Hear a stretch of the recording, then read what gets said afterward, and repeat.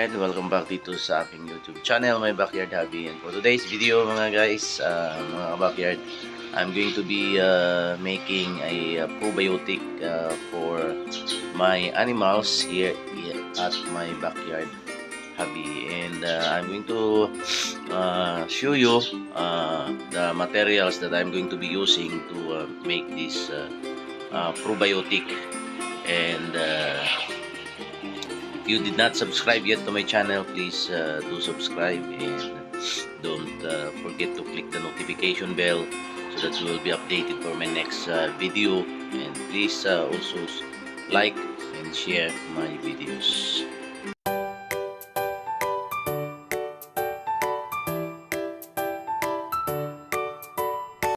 Bakit ito yung mga materialis na aking gagamitin para sa ating probiotics.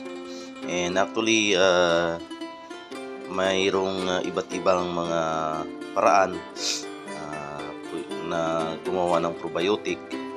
Pero ito yung sa akin mga backyard yung gawin. So, unang-una, meron tayo ditong hinugas ng bigas. Ito yung aking in-save ng more than 7 days na yan mga backyard. So yan yung ating gagamitin. Yan yung nagselbi na parang tubig niya. So yung iba, yung ginagamit nila is talagang bigas. Pero itong sa atin ay hinugasan ng bigas mga backyard. And of course, itong Yakult mga backyard, yan, kasi itong Yakult ay ito yung magbigay ng good bacteria sa ating probiotic. And then of course yung molasses mga backyard, yan. So tapos itong malunggay mga backyard, ito yung ilagay ko. Pero to do that, kailangan ko munang kailangan nating dikin, o kailangan ko munang idaan ito sa food processor. So meron tayo dito food processor mga backyard. And then of course yung gagamitin kong paglagyan mga backyard ay ito, yan. Ito yung paglagyan ko mga backyard. And then ipakita ko sa inyo mamaya mga backyard kung paano natin ito i-mix, no? So i-process ko muna yung ating malunggay mga backyard. Ayan. So sa malunggay naman mga backyard, actually mga 7 grams lang yan yung pwede natin gamitin, pero okay lang kapag maparami. Yun, ganun din sa ating molasses mga backyard. And then dagdagan ko pa yan mga backyard ng brown sugar, mga 7 grams din mga backyard sa itong 1.5 liters, no? Pero itong sa galon mga backyard, ito ay mga nasa 5 liters yan mga backyard. So yan, dalawang Yakult yung ilagay ko dyan. So wala tayong taga-video, so ipakita ko na lang sa inyo mamaya mga backyard. Okay mga backyard, so una ko muna itong ating sugar, brown sugar mga backyard ilagay. Ito ay 400 grams.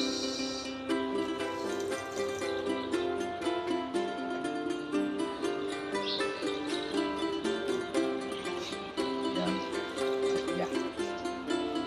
Ubus na natin ito mga backyard. Tapos shake natin para matunaw siya.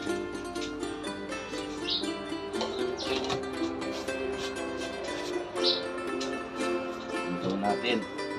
Tapos natin ito. Natin. Tapos shake na natin mga kapatid hanggang matunaw yung sugar.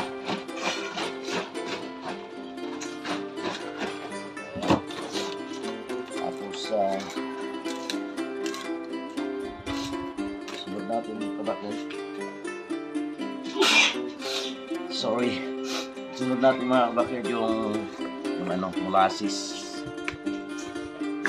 Lagyan din natin lang mga kabakit. 400 grams.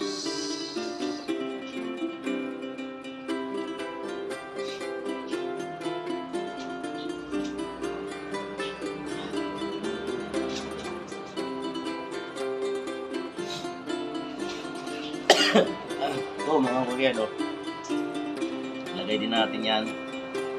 Tapos shake din natin. Para ano natin.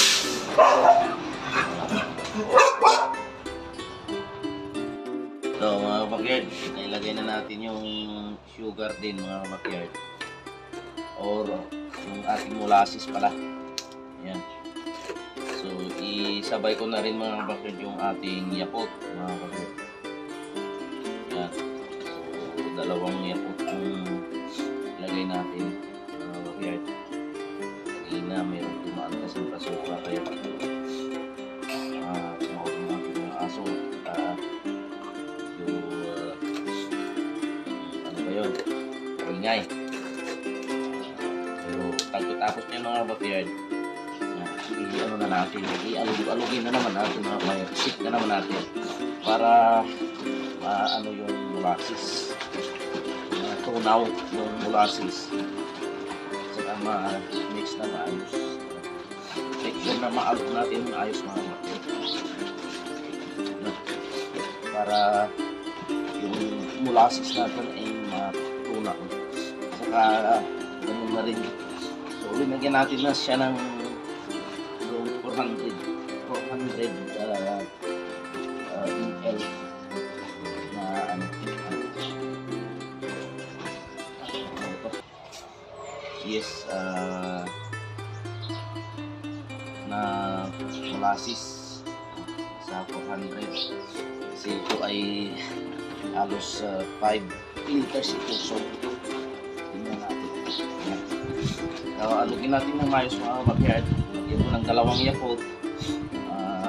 Tapos 400 din na brown sugar.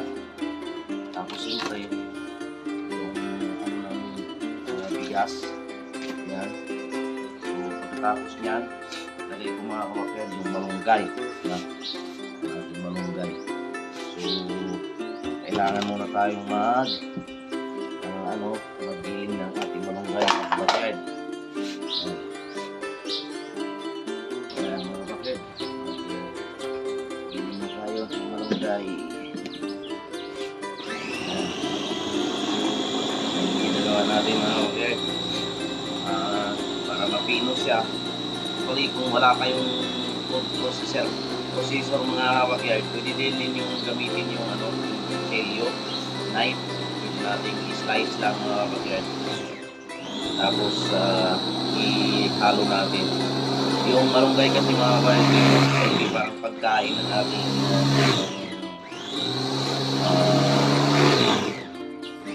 probiotic, mga good bacteria para mapaganda yung ating probiotic mga backyard. So ito yung ating gawin.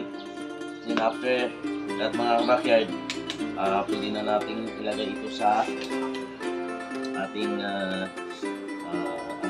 lalagyan. So ganun pa rin yung process mga backyard. So ilagay natin, mix natin dito. Ganyan lang. Tapos natin ulit, alugin natin ulit mga backyard, at saka i-shake natin ulit. Okay lang mga backyard kung mas sobra yung marami yung malunggay. Yung sa iba mga kabakyard, yung ginagamit nila na magawa ng probiotic, minsan hindi na din nila nilalagyan ng malunggay. Yung iba naman nilalagyan nila ng yung saging mga kabakyard, hinahalo nila. Last time subok na rin ako ng mga kabakyard, pero tagal na yun. Hindi na ako nakagawa ulit, pero okay din mga kabakyard ang result. So ito naman ay itong ating probiotic, ihalo natin sa pagkain, sa inumin ng ating mga alaga, manok, pato, pwede sa baboy, and then pwede din sa ating mga alagang kambing. So ito sa akin, ginagamit ko ito sa ating mga livestock. So manok, pato, pabo, gansa, saka sa ating mga alagang kambing din mga kabakyard. Yan. Tapos yung pagkatapos niya mga kabakyard, alugin natin ulit. Alugin natin ulit mga kabakyard para ma-shake natin ng ayos. Yan. Yan mga kabakyard. Sure na every ingredients na linalagay natin ay may shake natin para mahalos ng ayos. Yan. Yan. Yan mga kabakyard, ganun lang kasimple. Yan. Tapos pagkatapos niyan mga kabakyard, i-ano lang natin, yung gawin ko na dito mga kabakyard, idagdagan ko na itong ng dagdag na tubig, yung ng bigas. Kailangan yung inyong lalagyan mga kabakyard ay hindi ninyo punuin. Kailangan mayroon siyang space sa taas, kasi itong ating probiotic na ito mga kabakyard ay produce yan ng dahil sa good bacteria na ipoproduce niya. So yung bubbles, magkaroon siya ng hangin. So kailangan na hindi natin siya mga kabakyard, hindi natin siya pwedeng itakipan ng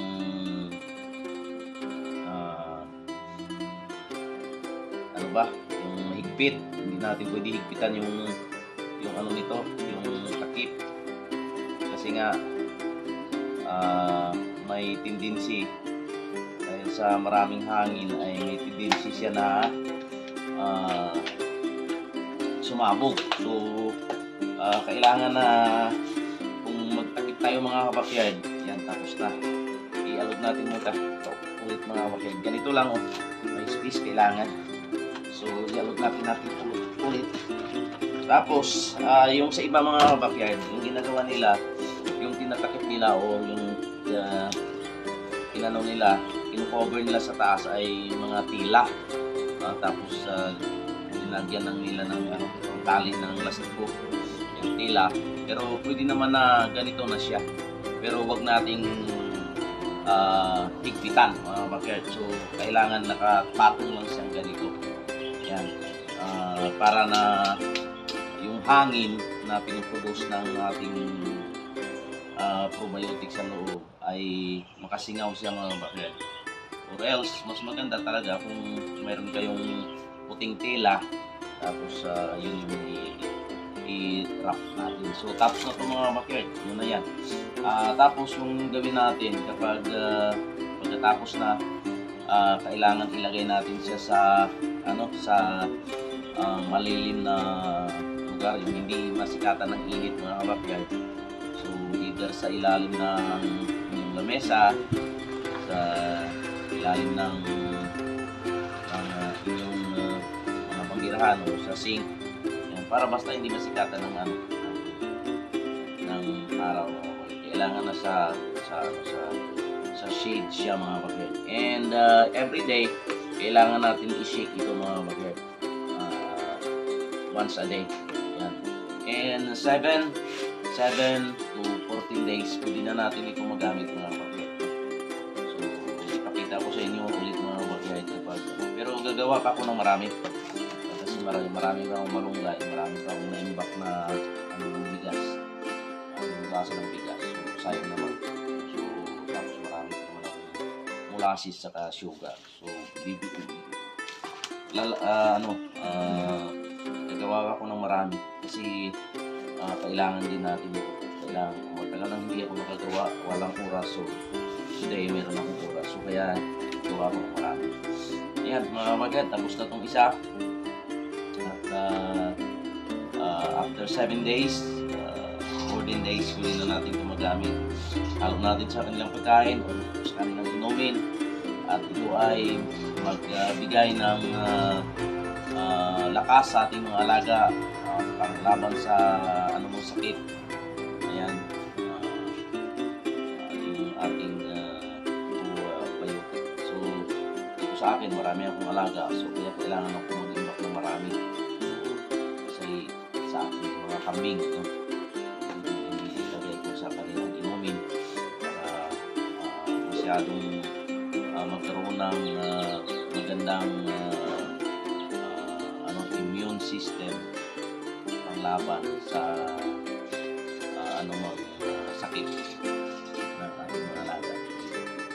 So, sa iba, ating mga ka-farmers na expert sa paggawa ng probiotic, alam ko na probably yung hindi masyadong detalye yung sa akin, pero is napakita ko sa inyo kung anong mga materialis na aking ginawa para dito sa akin.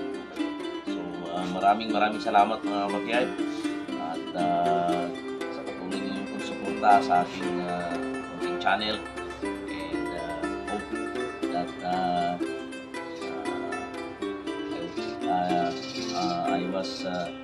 I'm able to educate you a little bit dito sa ating backyard at dito sa ating ginawang probiotic. So God bless you all.